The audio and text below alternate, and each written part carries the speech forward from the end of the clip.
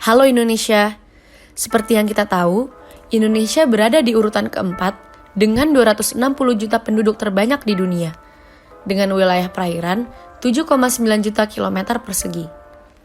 Keindahan bawah laut yang dikenal hingga mancanegara pun tak lepas dari masalah-masalah yang ada, seperti menumpuknya sampah di laut, kerusakan ekosistem laut, dan juga masalah-masalah lainnya. Kami dari Nautika, Unit Selam Institut Teknologi Bandung. Pada kesempatan kali ini, kami ingin mengetahui pemahaman masyarakat Indonesia di Bandung mengenai laut. Dengan ini, kami mempersembahkan How Much Do You Know? Sebelumnya perkenalkan, kami dari Unit Selam Nautika ITB 2020 mau izin bertanya 5 pertanyaan aja seputar sampah laut. Pertanyaan yang pertama, menurut kalian nih, Indonesia itu ada di urutan berapa penyumbang sampah laut? Oh, sampah laut. Iya, urutan berapa? Ke-1. Kedua. Terus kedua. Berapa ya? Kelima, oke. Aku ketiga. Saya masuk ke 5 besar mungkin. Tahun kemarin urutan kedua. Urutan kedua, kalau udah urutan kedua. Dua yang kemarin. Oke. Yang kemarin dibahas tiga Oke, tahun kemarin. berapa? 5 mungkin. Oke, jadi. Pertanyaan kedua, apakah Ibu tahu mikroplastik itu apa, Bu? Nggak tahu. Nggak tahu ya, Bu? Saya sendiri belum begitu paham. Nggak tahu ya, Pak? Untuk apa, Pak? Seperti bekas botol aqua gitu, aqua. Bisa, Pak. Mikroplastik. Nggak tahu. Dari kecil, plastik. Oke, jadi kira-kira apa tuh? Plastik kecil.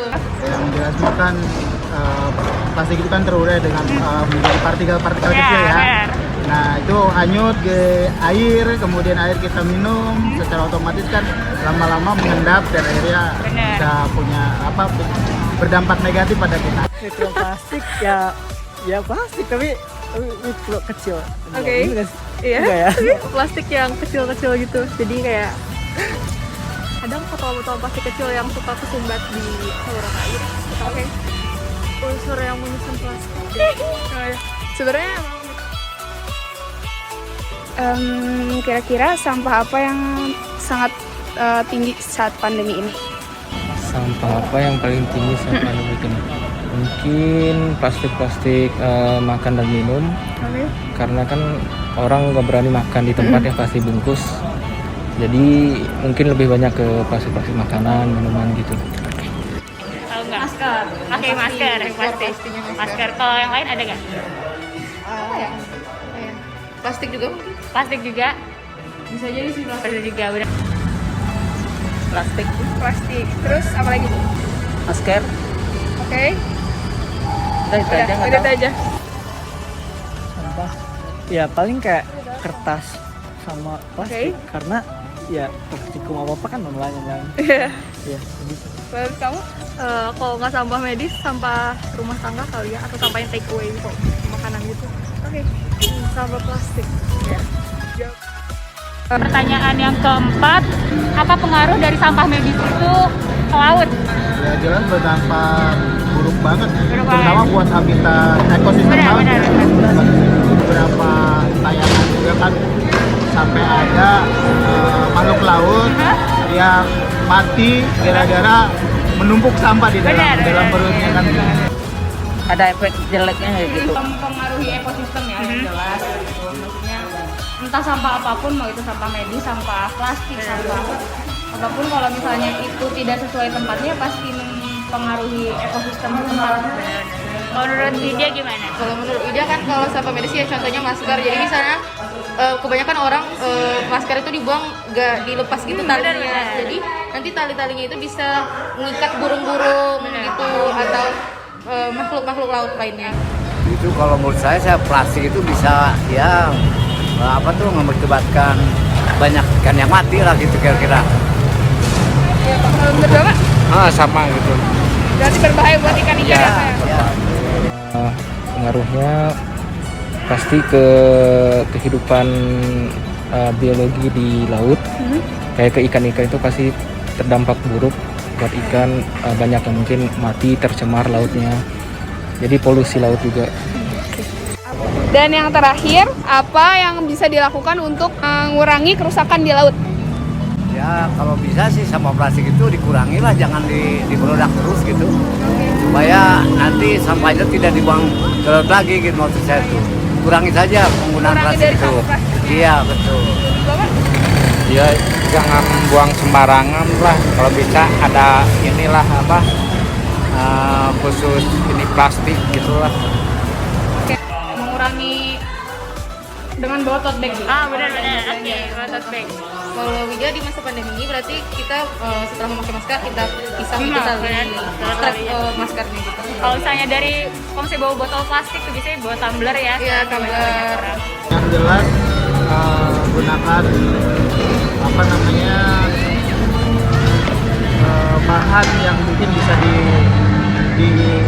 dipakai diulang-ulang. Benar-benar. Itu satu. Kedua, meminimalkan penggunaan sampah yang tidak cepat terurai seperti plastik dan sebagainya ya. Kemudian yang ketiga mah harus ada edukasi di masyarakat. Benar, oke. Menurut, waduh, sama sih kesadaran dari masyarakat ya. Oke. Jangan buang sampah sembarangan. Oke, terima kasih. Ya jangan buang sampah sembarangan, terus kayak coba kurangi penggunaan plastik. Tapi ya aku lagi pengen sedotan plastik kan. Ya cobalah bawa sedotan sendiri gitu kan, oke.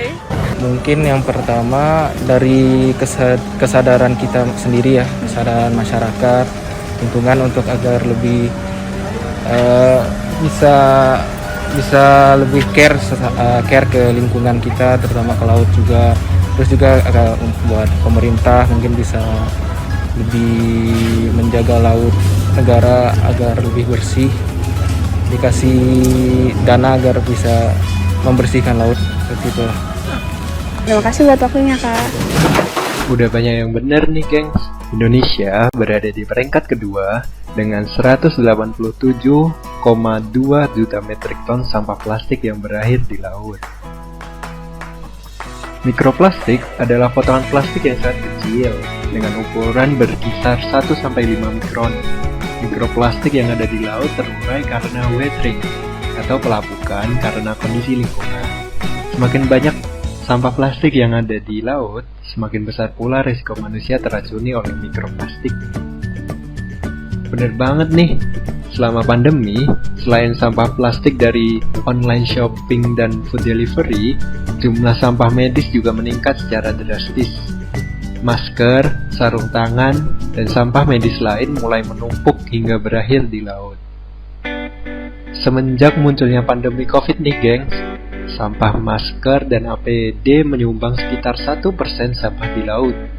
Memang nggak besar sih, tapi angka ini akan terus meningkat bahkan setelah pandemi berakhir. Satu masker medis yang terbuang ke laut akan bertahan selama kurang lebih 450 tahun. Selama itu, masker bisa saja dimakan oleh ikan atau makhluk laut yang lainnya.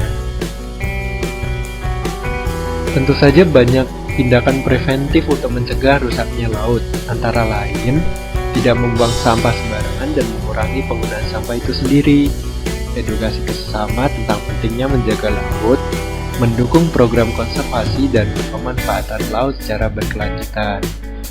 Nah, sebagai unit selam, Nautika juga memberikan kontribusi dengan pemberian edukasi ke masyarakat, seperti yang kami lakukan sekarang, hingga bersih-bersih pantai dan laut.